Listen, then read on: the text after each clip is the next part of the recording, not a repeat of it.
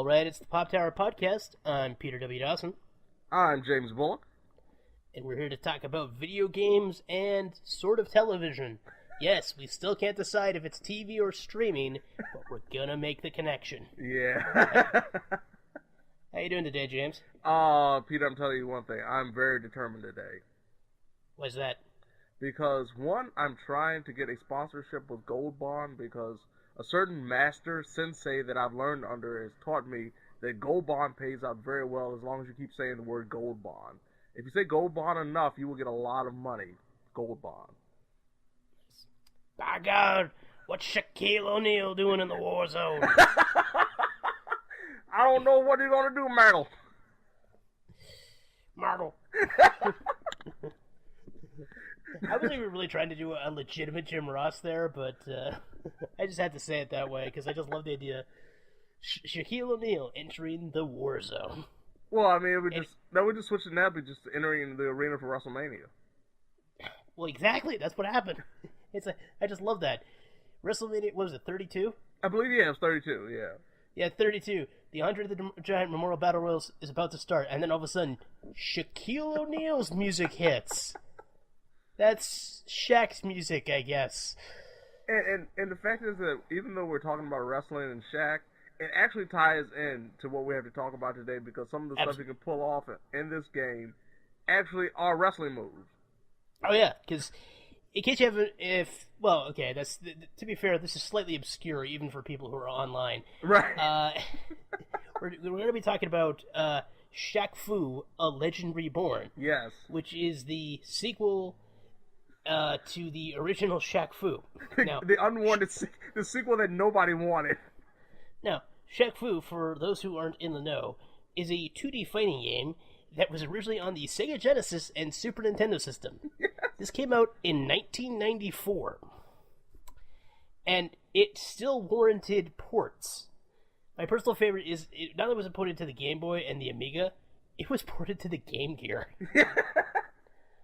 And the Game Gear, for those who don't know, was Sega's attempt at a portable console, which I actually owned. I do too. I love my Game Gear. I loved it. It just took up a whole bunch of batteries. It took, 6 double A's. 6 double A's, yep. And it did not last that long. No, if you got a good 3 hours out of it, you'd be happy. Yep.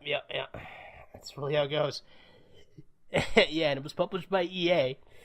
And now, so the because the sequel was Indiegogo crowdfunded. Yes. How much did it actually make? It was $4,700,000. Yeah. Yeah, that's the one. And so it's on PC, PS4, Xbox One, Wii U, PS3, and Xbox 360, I believe. No, I don't think it even made it to the other one. It was like it wanted to be old gen because they were trying to get it crowdfunded during the time when PS3 and Xbox 360 actually mattered and Wii U. Right, because and that's a PC, PlayStation 4, Xbox One, and Nintendo Switch. Oh yeah, the Wii U, PlayStation 3, and Xbox. Yeah, sorry, right. I'm quoting the original Indiegogo campaign. Yeah, that was the original intention because they thought, hey, we can get it out by the end of 2014, but of course it didn't happen. So. Mm-hmm. Yeah, it was funny too. Is like, well, it's a sequel. It's kind of a reboot. It's a complete reboot. It really is. Yeah. But yeah, it's great. Shaq himself was actually pretty well involved in this, so like, it's so bizarre because the original was more of just a fighting game.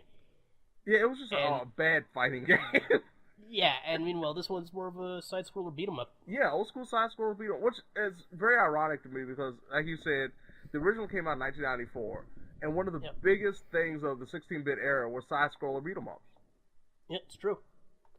I mean, there was discussion about why Mortal Kombat never did it, and we eventually got that way too late. Yeah. And now, in the spirit of Mortal Kombat mythology's Sub-Zero, we got Shaq Fu, A Legend Reborn, way too late. I hate to even bring this up, but that was actually one of the Christmas presents I wanted when I finally got my PlayStation.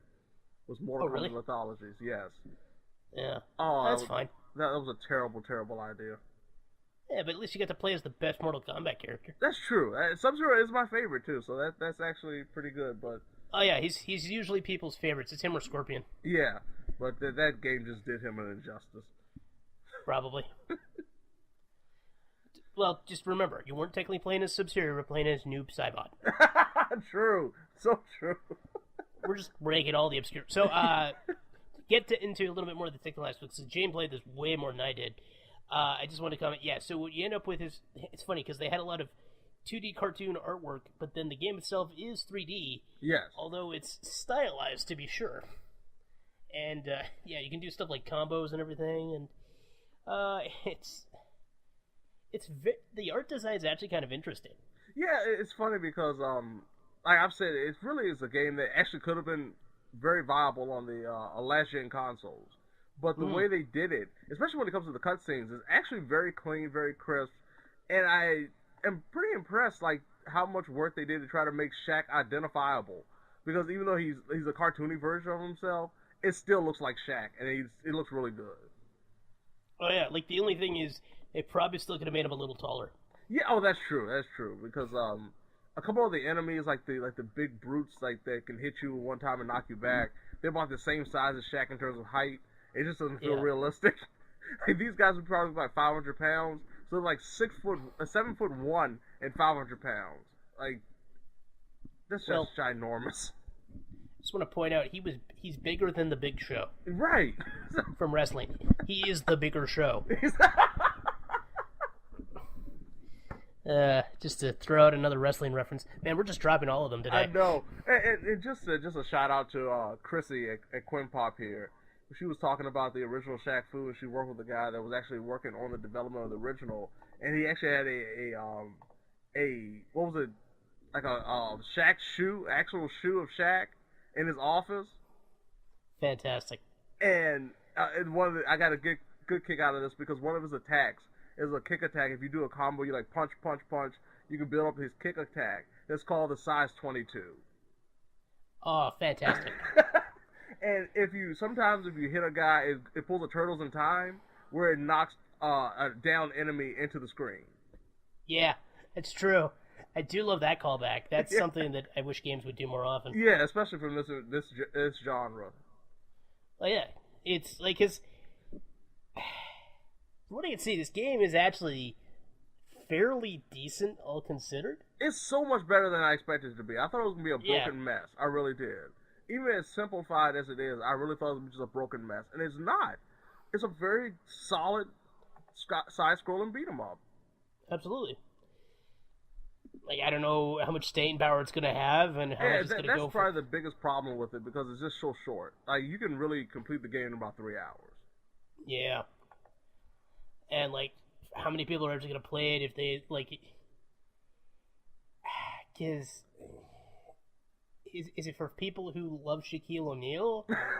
Is it for people who, for some reason, love the original, even though it's considered one of the worst games of all time?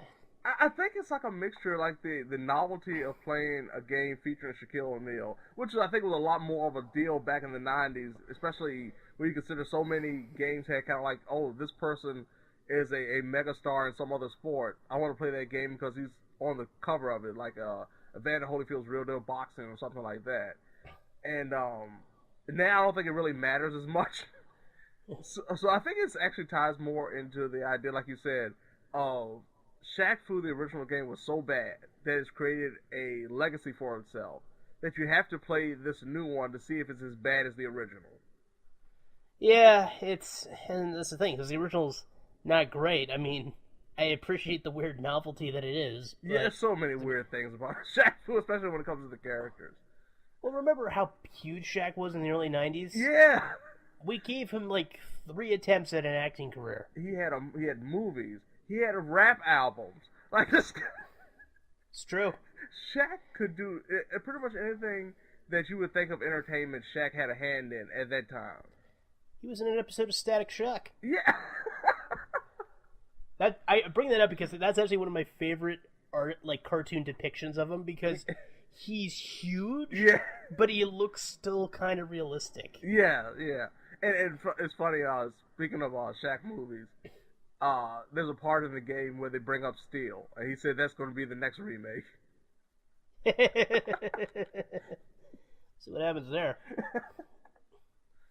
Yeah, but overall, it's a solid game. I think the biggest problem when it comes to this, besides the idea of the fact that it's only 3 hours at the most, and there's not much else to do, it's priced way too high because a majority of the people will probably get it digitally, and that's $20. And it's on disc it's 30, but you get the free DLC featuring Barack Obama. So yeah. Is that worth an extra? It's 2 stages and playing as a parody of Barack Obama. I don't know if it's worth $10, but it could be. What was the name of the DLC? Oh, Barack Fu. The Adventures. Barack Fu, thank you. Yeah, Barack Fu. The Adventures of Dirty Barry. Dirty Barry, that's the one. If you thought Obama was dirty, now you have your proof. Yeah, but and the best part about it, he's taking on a parody of Kanye West in that game, so. Yeah, it's probably the most appropriate villain for him. Yeah, very much so. With it. I also, actually, before we close out with Shaq Fu, I have to bring up the fact that the story, we didn't even touch on that, is so outdated for material. Yeah. I mean, they're doing like parodies of Justin Bieber, talking about him getting deported. I guess they're trying to portray Kim Kardashian as a white woman. It's weird. Her butt eats a taco. Oh yeah, that joke in particular, that's really old. Yeah.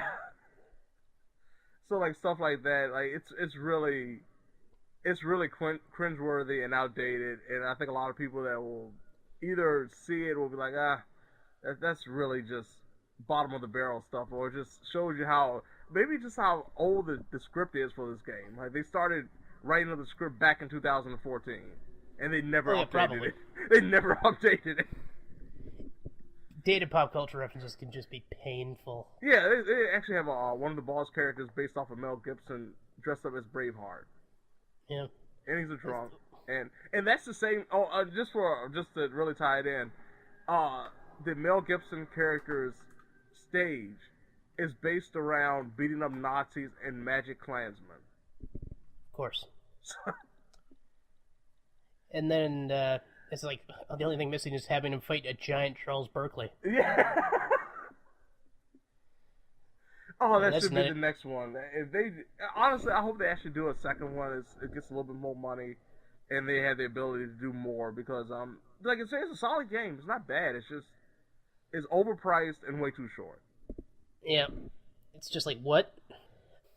Yeah, I don't know if there's much else we can say about that. No, just Shaq turns into a cactus. There you go. Yeah. Well, in case you thought we were going to run short because of how little time we talked about this game, don't worry, we got a lot to say about the second thing, because this is the Pop Tower Power Hour. We have to go from one powerful man fighting for the streets to another powerful man fighting for the streets, as we talk about Luke Cage Season 2. Well, the difference is that Shaq was fighting for the streets of China. Yep. Look, he's got to do what he's got to do. Just don't question the man. At this point, if Shaq came to me and said, I need your help to fight the aliens, I would probably go with him. I would not even hesitate. I said, which way do we go? I would be. It would depend how he's dressed at the time, and like, is he like maybe showing signs that he's just escaped from a psych ward? You know. Yeah, is he overweight Shaq? Is like Shaq that you can tell has been like lounging around with absolutely nothing to do lately, and he might be having hallucinations because his mind is just wandering now. Is it Shaq Fury where he's got like an eye patch and like a you know? But no, we should really talk about Luke Cage. Yeah. We're just having way too much fun, like trying to twist Shaq. For some reason, that's fun. I know. Anyway. I mean, he does enough jobs on his own to do that. So it's not like we're working that hard to figure out how we can twist up Shaq and make him something that he isn't, besides just the great basketball player. Yep. So we're gonna talk about Luke Cage Season 2. Yeah. And so to recap, can we rename this honestly? What? It's Black Mariah featuring Luke Cage. I'm still not confident I can make those jokes. I can't. Hey, here's the deal. They made it in the show. I'm not even mad. Because at first when I saw it, I saw people commenting on it and actually calling her that, and I was like, oh man, these people are getting like super racist. And then she actually says it in the show. Yep. Well, look, it is what it is. I want, but I want to get into the show, like the history of the show, before we get too far into actually what happens here. Yeah, because so, season 2, of course. Yeah, well, because we haven't really touched. So, Luke Cage is part of the Marvel Netflix shows, which are all set in New York and follow different heroes. They became the Defenders, and in this case, Luke Cage is he's the Invincible Man. He's got the bulletproof skin. And last season, he tried to help clean up Harlem after Cottonmouth and Diamondback tried to bring it to its knees with the help of Mariah Dillard, who is what was she? Was she a city congresswoman or something like that? Yeah. City councilor. Yeah, councilor. There you go. Yeah, and was repping Harlan, and this is very much the 1970s Harlan, not the modern gentrified one. Just for clarification. It's kind of the problem because like Hell's Kitchen has the same problem on Daredevil. Yeah. So in this case, yeah, we had a lot of crazy stuff happen, and then we had the Defenders happen. Now Luke Cage is trying to basically be the sheriff of Harlem, while his cop friend Misty Knight is recovering from the fact that she lost her arm during the Defenders. Right. Cut off by an immortal ninja, which they don't bring up enough. No, not at all. They need to talk about those immortal ninjas they fought, because that's especially considering that we had a cameo during the season. Like, you thought it'd be perfect to bring up the old times of them taking on immortal ninjas. They seem ashamed that they fought immortal ninjas. I'm like, why? So he's got that going on. He's also found his girlfriend in the form of what the hell is her? Claire Temple. Claire, yeah. Yep, the night nurse. But unfortunately, Mariah's still around, and she's still got Shades. Yes. He was kind of bland in the first season, only got better. Yeah, he was just a hitman in the first season. That's all he really was. Yeah, he was mostly a plot device, and they gave him some character, but it didn't entirely work. Right, like, hey, he was in jail with Luke. He's a cleaner now once he gets out. That's really it. Yeah, it was like a weird set of coincidences and stuff, and I was like, right. Eh. But this time it worked. And then, yeah. So Luke Cage is trying to clean up the streets while Mariah's trying to basically, just get the money to possibly get out of the business. Yeah, she wants to get out. That's her big deal right now. And she's starting a relationship with Shades, which we found out really early in the season.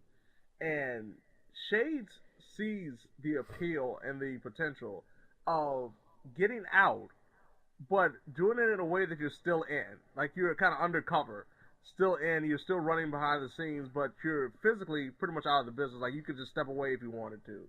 Well, Mariah, she just wants to get pretty much just, I want one last score, and then we can get away from it all. Mm-hmm. And, well, things don't go well because... What happens every time you say you want to have one last score? Because in this case, we get introduced to... I actually kind of like this guy, so we get introduced to Bushmaster, our latest snake, who has arrived from Jamaica. My man. Yeah. John Bushmaster. Oh my goodness. What? Okay, I'm not exaggerating right now. My favorite character of the entire season. Probably. Oh, he was awesome. Because he was consistent. Like, there were some character inconsistencies that drove me nuts. Right. And I'm gonna point them out as we go, because I'm gonna comment on something, but we'll expand on it more later. One of the problems this season has is it's because it's so long, because it's 13 episodes. The 13 episode curse. Yep, it feels too repetitive at points, and I'll point out what some of the repetitive problems with each character, especially with some of the other ones. But yeah, so we're Bushmaster. Sorry, I derailed myself, and I'm just like Bushmaster shows up. Hey, he can shake off being shot by bullets. Yes. So he can actually stand up to Luke Cage. The first thing you're thinking of, wow, they've experimented on this guy too that we never knew about. Yep. And yeah. Oh no, it turns out. Do we want to get too much into his thing? Well, I think we kind of have to a little bit, because one of the new characters is a big part of it.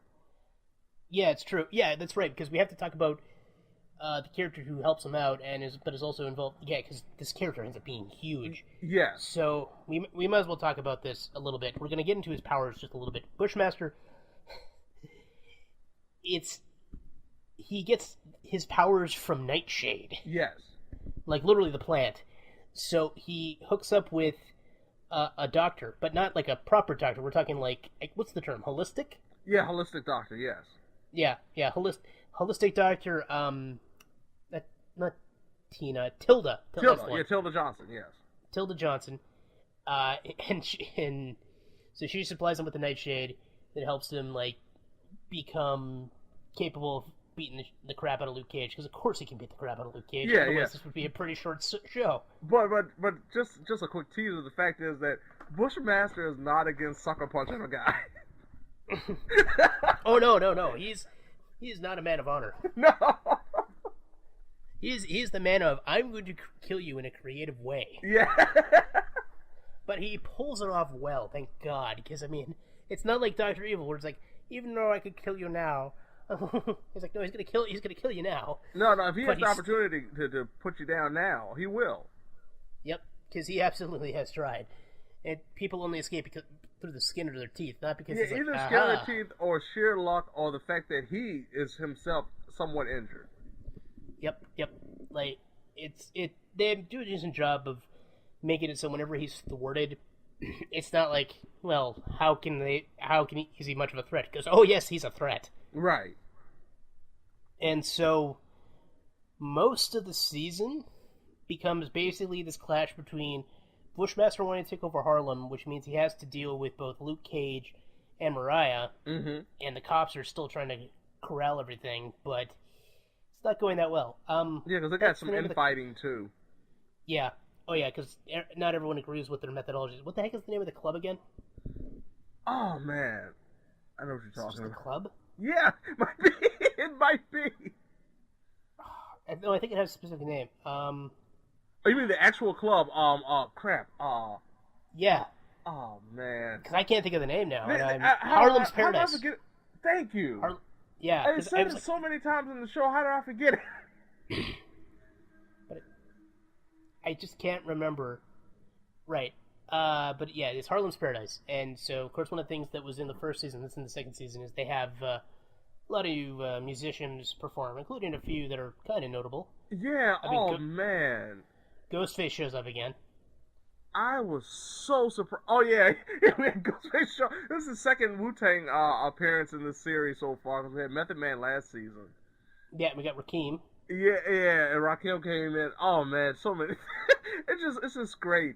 But my favorite one was very, very late in the season was KRS-One showing up. Oh, that's right, yeah. And he has the best exit. I mean, he was so scared. Yeah. He had a natural look like he has experienced this happening in this environment at the same time, and he just like tapped into that. I don't want to spoil anything. It was a classic. I laughed so hard when I saw KRS-One take his exit. Yep. So the big thing is that Tilda, because this is really important for the plot of the show. Mm-hmm. So this is a small spoiler. I think it pops up episode 3 or 4. Yeah, it's very early. Yeah, like most of the spoilers we're getting into are the first few episodes. Is the daughter of Mariah? Yes. Bastard daughter. The estranged daughter that we find that she really didn't want. No, we find out exactly why later on.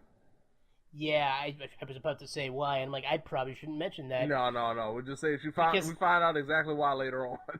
Yeah, it's understandable if you watched last season. Right. But, okay, so I want to comment on some of the arcs. I guess we'll start with Luke Cage. Okay. So, Luke, I both liked what they were doing with him and hate where it went. Okay, first half, and this is one of the biggest problems, I guess, with any superhero, that sometimes you don't notice. It's actually believable. It actually is a little bit believable, but it's annoying considering his character. He becomes self-aware of how important he is. Mm-hmm. And that's a big problem to his whole character. Well, it leads to something that I didn't buy. Okay. Because I understand him getting arrogant because he's a bulletproof man, and it's been a while since he's had his near-death experience, and he fought Immortal Ninjas, and everyone is looking up to him because he's very much the most beloved hero of the Defenders. Yes. Because nobody really treats Danny Rand as a hero because he sucks. And Daredevil's just known as the Devil of Hell's Kitchen, and Jessica Jones is just an annoying drunk. Right. So of course Luke Cage is going to be the one everyone admires. He's the most upstanding, quote-unquote, prototypical superhero you could have. After that, it's probably the Punisher, and that's just because he kills people that everyone hates. like Daredevil just beats them up, so I mean, people probably, in a twisted way, appreciate the Punisher more. But yeah, in this case, Luke Cage, he gets really arrogant, and so when he gets humbled, he kind of loses himself. Yeah. And it leads to a really uncomfortable but well-performed scene that I still hated. Just because I didn't think it was earned, and it got really uncomfortable.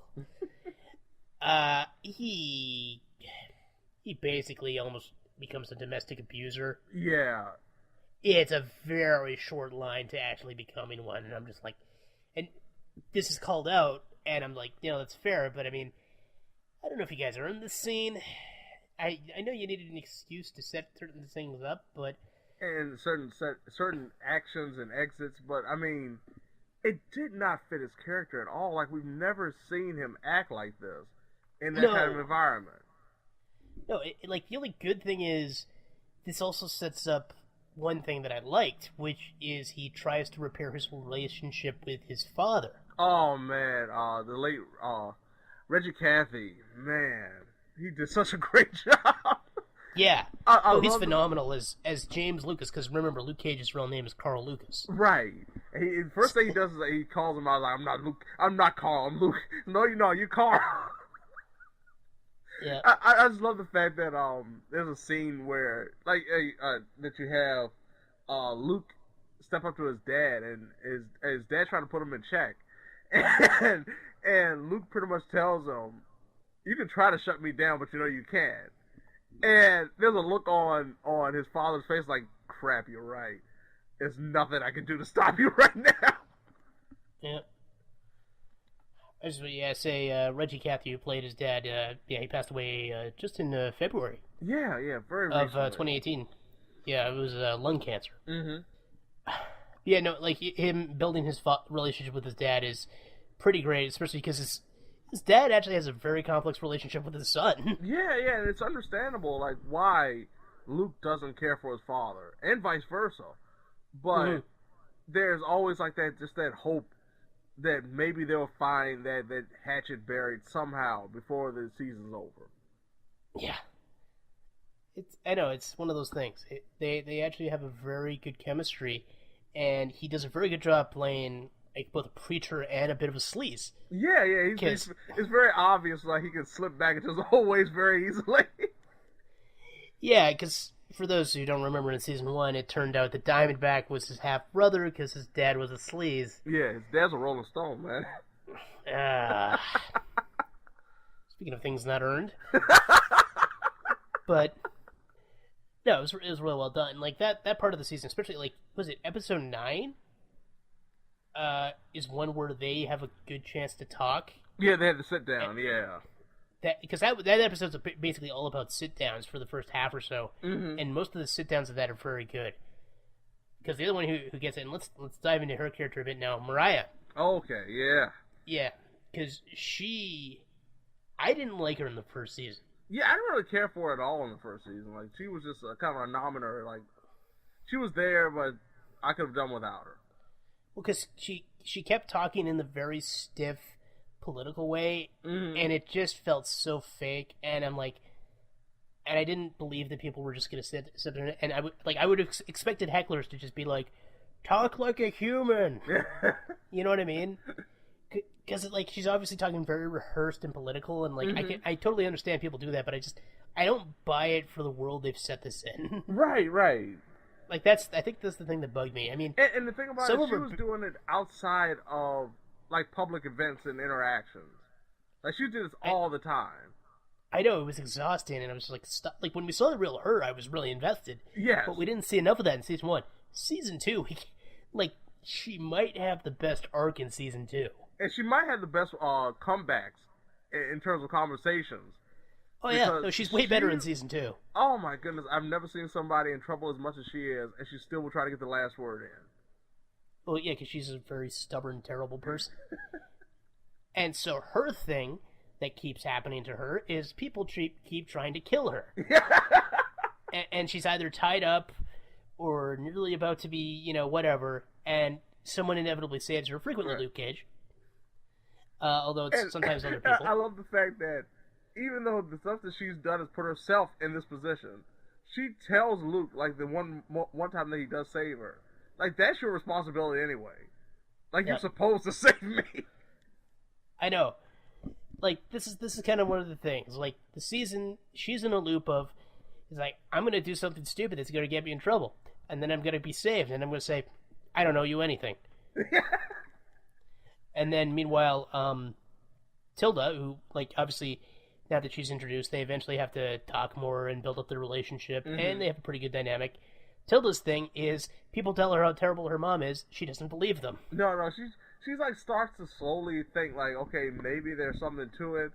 But she hasn't shown me this outside of the fact that she kind of abandoned me as a child, and I don't know why. Just pounds it, like, for the first few times they interact, it's like a loop, and then someone's like, "Oh no, your mom's terrible." Right. I'm like, "Okay, we get it." And again, because, like episode 9, that's the turning point. Right, because going back to what you were saying earlier about Bushmaster trying to take over Harlem, and it, in turn going after Mariah, we find out exactly why he hates Mariah so much. And he explains to Tilda, why he dislikes Mariah, and even tells a story about the family. And she's like, I'm dumbfounded, but it's okay because she's still my mom. Yeah. I'm just like, which is frustrating considering where that arc goes, but we don't want to get into that anymore. Yeah, no, that's too spoiler heavy. Shades' plot is telling Mariah, hey, we need to not do this, or we need to get out. Yeah. And her ignoring him. Yes. All the while, that was probably the least satisfying thing. All the while, just insulting him for potentially being homosexual. I know. It's weird. What is even going on? Because he might be, like, he can't be gay, but I mean, he might be I think it was almost like they were, like, insinuating he was jailhouse gay. Oh, yeah, that's right. Yeah, that's what they kind of insinuated, like, okay, he has nowhere else to turn, so this is what he's doing. But now that he's out, he's straight and narrow, but it was like the way they handle it, especially which I can understand because her character is just so nasty. Like, it makes sense for her, but it was like it still had the conflicted nature and shades and the way he acted throughout the entire season. Then it was like, this is kind of like you're going one step, but you're not going all the way. I mean, his arc was probably the most sympathetic, though, because despite being a pretty terrible person in the first season, you understand you understand his ethics and his compass, really. Like, where does he stand and how he thinks the world works, especially for him. Yeah, he's probably the most grounded. Right. And so you can kind of relate to him despite the fact that he's still a terrible person because he's so reasonable. I think that's what his appeal is really in the second season. Because the first one, he was just kind of there. He was kind of like the creepy flunky who constantly stares at people. Yeah. Basically never blinks. But that's all there really was to him. And then he had all these connections that didn't seem to really truly matter that much. Exactly. Like in this one, he's more clearly just like Mariah's toady/lover. And he's the one who's just trying to keep everything together, and it just isn't. Because everything is just going wrong. Because him trying to work with Mariah, as hard-headed as she is, it's just a failure waiting to happen. He just keeps trying and trying. Yeah. And so, we should probably touch on Misty. Okay, yeah. Oh boy, her arc really bugged me. Oh, like, man. Hey, we can't. We're so uncomfortable around you because you have one arm now. You can't be a cop. We don't like you. That's not even the part that I hated the most, although that was pretty bad. Yeah. Here's the thing that drove me nuts. I don't know if you noticed this. Okay. Like 6 times this happens. Again with the repetition. She goes to someone, confronts them. They say, "You don't have a warrant." Yeah. She's like, "You're right," and then it's over. Nothing is accomplished. No, but add that to the fact that every time she does it and gets caught by her superiors, they reprimand her, and she still does it again. I know. And, like, the whole thing is, like, the first episode, they find out, like, 30 people she sent to prison were released because her partner from the first season, who turned out to be corrupt, like, because he was corrupt, their cases got overturned. And it's just like, well, they're now free. And it's like, man, she is just... Every time you think she's hit rock bottom, someone hands her another power tool. Started with an automatic shovel, and then you got the jackhammer, and, like, before long it was, like, you know, some kind of pneumatic drill that just goes right through to the Earth's core. Like, she just got... It was rough. It really was. Like, it was amazing because she was such a grounded, good character in the first season, and this time it was just bad. She became a human toilet. Yes. Not that she stinks, because her characterization in general is still good. Right. It's just she's dumb. Like, that's like it's like her characterization is good, except for the fact that one, she's dumb, two, she's just being pooped on by the whole world, and like three, it's not a good depiction of somebody dealing with a disability. No, not at all. I mean, I know that the New York police are usually not considered that progressive, but holy hell. And then don't forget the little rivalry she has, too. That just felt so tacked on. I don't even want to touch that. Yeah. That's so circumstantial. But I think we touched on most of the major players. I don't think we've really missed anyone. Poor Bobby Fish got dropped back this season, though. Yeah. That was kind of a waste. Yeah. We found out Bobby also has he had I think an illegitimate daughter he found out about. I can't remember. I knew he had an offspring, and we found out about like late in the season. Like, I gotta go now. I have a daughter that's probably like 40 years old, so I gotta go. Darn it, Bobby Fish. Why can't you just play chess like a normal person? Or team up with Kyle O'Reilly. I know, right? Get yourself some tag team championships. Man, we're just dropping all the wrestling references today. This is really the Power Hour and Wrestling podcast today. Yeah. But we should probably touch on a few more things. We do get some more tie-ins to the Defenders. Specifically, we get a lot more Iron Fist tie-ins. Yeah. And honestly, they're pretty good. The best depiction of Iron Fist I've seen since they decided to bring him on screen. Because he was just so annoying in his own show, and nobody was putting up with him in Defenders. But now I think they found a better balance because he's not just getting pooped on all the time. Right, he's trying to be cool, and people are accepting him as that, but he's still kind of awkward. Yeah, and they're just kind of like, ugh. But they're not just like, just awkward savior, I guess. Yeah, so it's not like, oh man, just go away. I'm sick of seeing you. It kind of feels like, oh, well, that's Danny. Kind of feel. Yeah, and since we're past the worst part of her character, Colleen Wing is back and is awesome. Oh yeah. Frickin', I can't even remember his name now. Bakuto. Yeah, there's no Bakuto anymore, so we're okay. Right. I hate Bakuto is probably one of my least favorite. I've mentioned this before. It's one of my least favorite just characters in any Netflix or TV show I've ever seen. He's just not even Saturday morning cartoon villain, like bad YA novel villain. You know what I mean? Oh yeah, bad young adult. He's the vamp. He's like the Verturi or whatever from Twilight, as they were probably written in the books if they didn't get an actor like Michael Sheen to make them awesome. Yeah.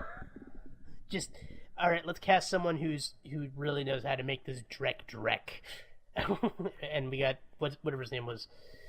Sorry, I hate, every time I think about Colleen, I just have to be reminded about that terrible Bakuto arc. Okay. So Colleen's awesome when she shows up. Danny Rand, Iron Fist, is actually pretty good. Mm-hmm. All considered.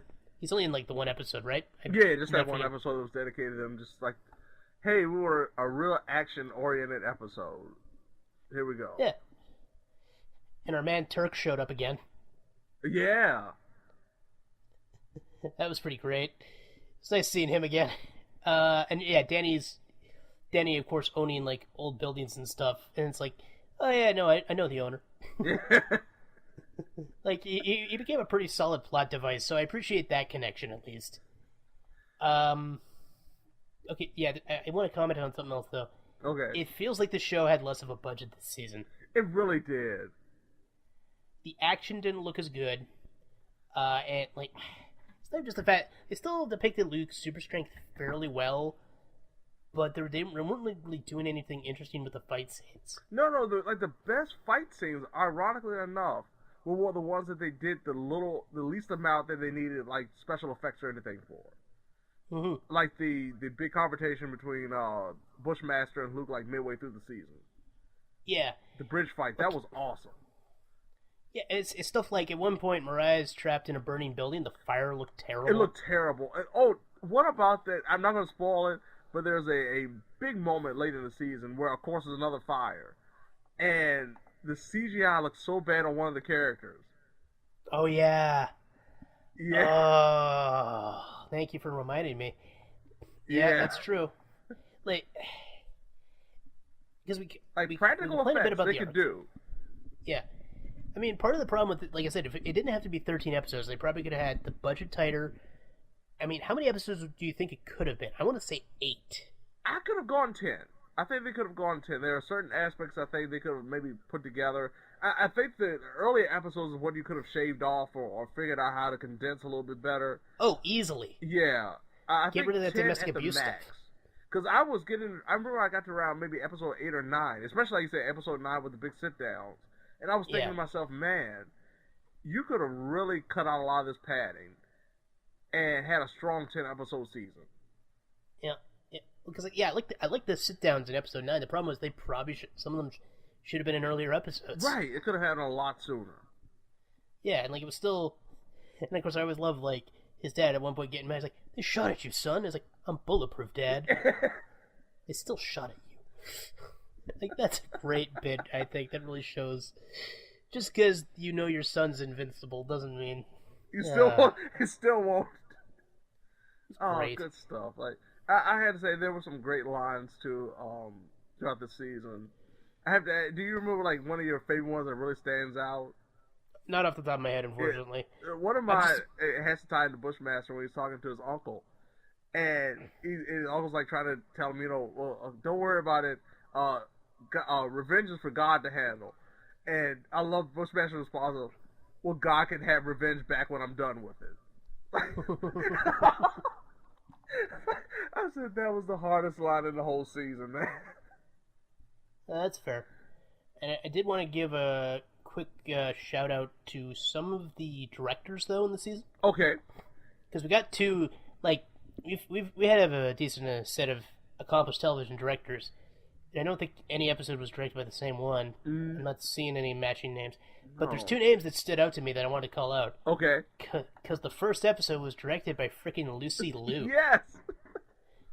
I'm not entirely sure how that came about, but okay. And but the other one was directed by Sally Richardson. Yeah. Who, for those who don't know, she was one of the leads on the sci-fi original series Eureka. Yes. As well as one of my favorite Disney princesses, wink wink. She was Elisa Maza on Gargoyles. Oh yeah. Back in '94. The first thing I remember seeing her was a Low Down Dirty Shame. Like. No, yeah, of course. Yeah. That's fair. But I like I watch Gargoyles all the time as a kid, so I always like seeing her name pop up and stuff. Yeah, because she's been directing a few things. Cause she did an episode of Agents of S.H.I.E.L.D. Oh really? Yep. We didn't talk about it last week because we had so much to talk about with the season. But I want to because she did the Inside Voices episode. Wow. Yeah. So just tie that into her last time's. She knows how to do great Marvel shows. Then. Absolutely. Or I guess that would have been 2 weeks ago. Yeah. It's blurring together, right? Yeah, because we did Glow and Skyscraper last time. Right. And the summer of movies isn't quite over yet. No, we still got a little bit left. Yep. Before we wrap up, do you have any other big things you want to talk about with this? I guess, well, the music's still good. Yeah, we talked about the music. Really good selection this season. Yeah. Esperanza Spalding on it. I mean, that was incredible. Kingfish Ingram being on. Oh man, that was awesome.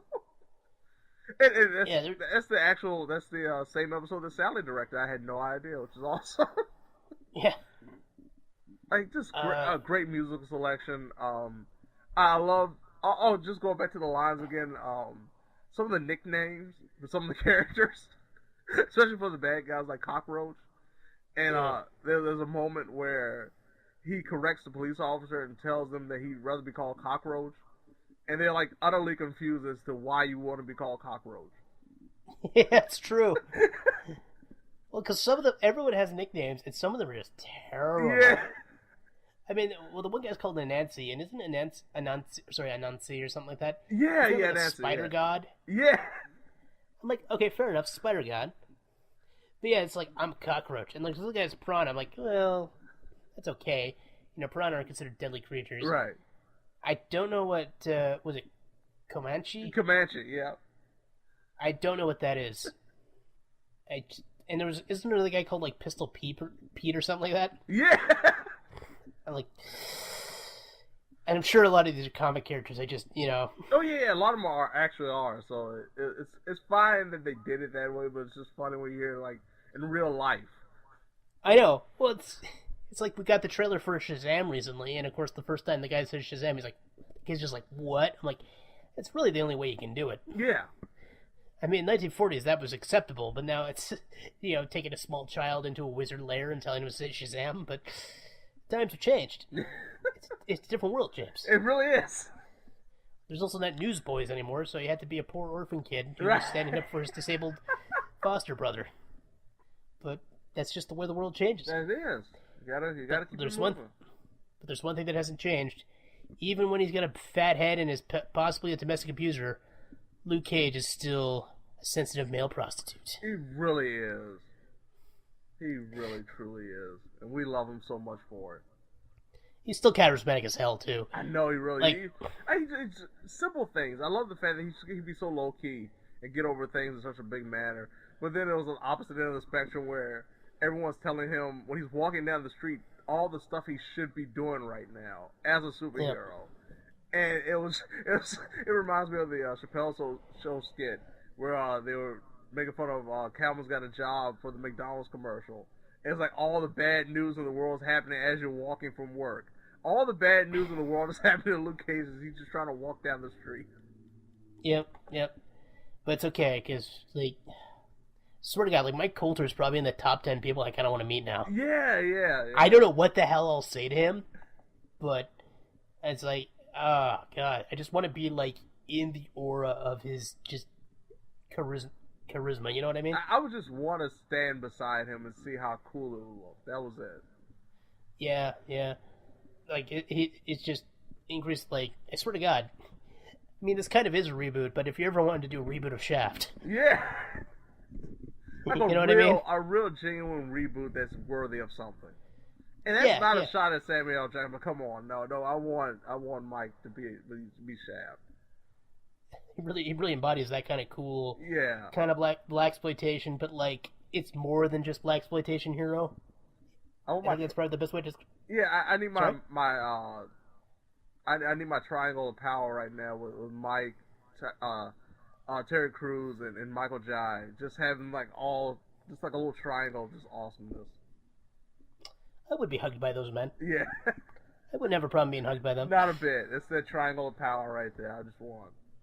They'd make me feel safe. Yeah, it would. They would. Like if I was in the middle and they were walking down the street with me, I would feel like we could conquer anything. Oh, yeah, that'd be awesome. They're not expendable. They're dependable. Yeah. That does make them sound like diapers, though. That's unfortunate. I do regret that nickname right immediately. The Dependables. Yeah, but I meant that in a complimentary way. No, we got it. Anything else you want to throw in here? A really good season. I think it has the same thing like with Jessica Jones. It's not as strong as the first season, but still a really good season.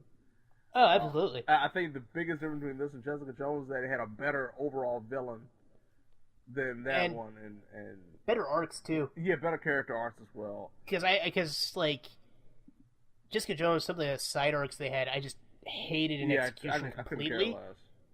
like the principles were cool, but the execution was terrible. Yeah. Whereas this one, like, we eventually got to a good place with everyone. It's just we had the loops. You know what I mean? Right. And like I said, just that kind of rough start where they could have shaved off so much and made it a lot more of a easier watch. Mm-hmm. That's probably the best way to put it. Netflix, I mean, it's not that big of a deal. You don't have to have 13 episodes for Marvel. Like, y'all can redo that contract somehow to make it a little bit easier for us. That'd be nice. I mean, Punisher probably balanced it the best. Yeah. With the first episode being the roughest, and then it was like, oh, we're off to the races. Right. And we're just having people be terrible to each other. It was glorious. It's like, where are you going? To see your wife. And he is. I can't wait for Punisher Season 2. But what's the next... Are we getting more Iron Fist or more Punisher first? I think Iron Fist is first. Okay, are we getting Iron Fist first? I gotta check the... I believe Iron Fist actually might be coming out at the end of next month. Okay. Is that really that soon? Either it's the end of next month or the beginning of September. Television series. Let's see. Marvel Cinematic Television Series. Let me have a look. We're going to do this live on the audio because we can't. Okay, yeah, September 7th. Holy hell, really? Yeah. Oh, yeah, because Punisher Season 2 is not coming until 2019. Yeah, That sucks. Yeah, and no, I know exactly why I thought about late August, because BoJack Horseman Season 5 starts in late August, so I got confused. It's because Daredevil's going to come up before Punisher as well. Oh, man. Yeah. Because I knew they were doing it. I was wondering if Daredevil was going to be the surprise one. I didn't realize Iron Fist was coming out in September. Man. It's going to be interesting. Because it feels like the other day they confirmed they were doing Season 2. Right. And I know that they're going to... I don't know what to think. Hey, we got Typhoon Mary, so... Is that going to be good, though? I mean, they've still got Joy Meacham, and she wasn't that good in Season 1. I'm just filled with dread. Yeah, but on that note, mistakes. That's all I'm hoping for. On the note of feeling a great deal of dread, I want to thank you for being here with me, James. Oh yeah, Gold Bond. No, never Gold Bond. James, I've told you once, I'll tell you again. You are not Shaquille O'Neal. Oh man, you are not the Big Diesel. I'm the Shaq Diesel, man. I'm not Shaq. I'm sorry. Yep. I want to turn into a cactus so badly. That's some My Hero Academia stuff, man. But until you discover your own quirk, just have yourselves a good day.